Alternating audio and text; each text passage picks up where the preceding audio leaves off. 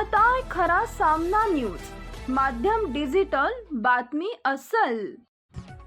केंद्रीय सामाजिक न्याय राज्यमंत्री रामदास आठवले हे नेहमीच अचूक आणि सटीक राजकीय भविष्यवाणी करत असतात। राज्यात किंवा केंद्रात कुणाची सत्ता येईल याचा अचूक अंदाज त्यांना आधीच आलेला असतो।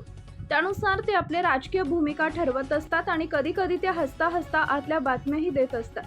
त्यांनी काल पुण्यात असताना अशीच एक महत्त्वाची बातमी दिली आहे। शरद पवार हे एनडीए सोबत आले असते तर राष्ट्रपती झाले असते असा मोठा गौप्यस्फोट रामदास आठवले यांनी केलाय। त्यामुळे राजकीय वर्तुळात तर्कवितर्कांना उधाण आलंय। रामदास आठवले काल पुण्यात होते, त्यावेळी त्यांनी विविध विषयांवर मत व्यक्त केलं। त्यांनी शरद पवार यांचंही भाकीत केलंय।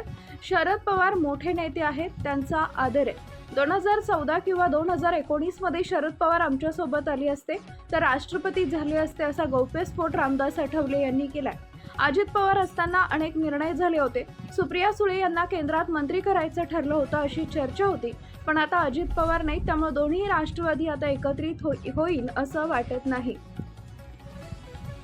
पण शरद पवार यांनी एनडीए सोबत यायला हवं होतं असं रामदास आठवले म्हणाले। यावेळी त्यांनी राम मंदिरातील चोरीवरही भाष्य केलं।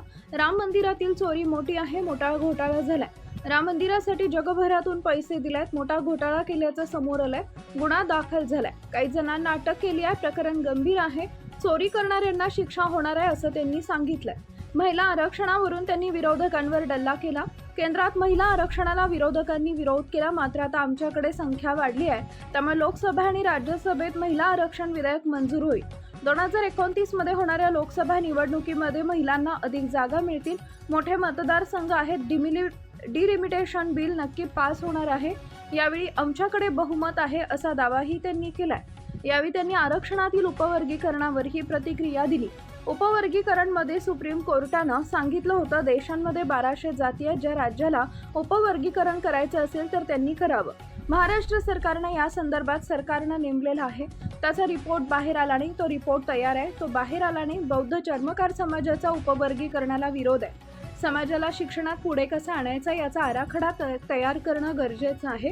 अनेक अधिकारी येत आहेत, मातंग समाजाला पुढे कसे आणायचे हे ठरवलं पाहिजे। लोकसंख्येच्या प्रमाणात उपवर्गीकरणामध्येही समाजाला आरक्षण द्या अशी मागणी त्यांनी केली आहे। Subscribe now and press the bell icon. Never miss an update.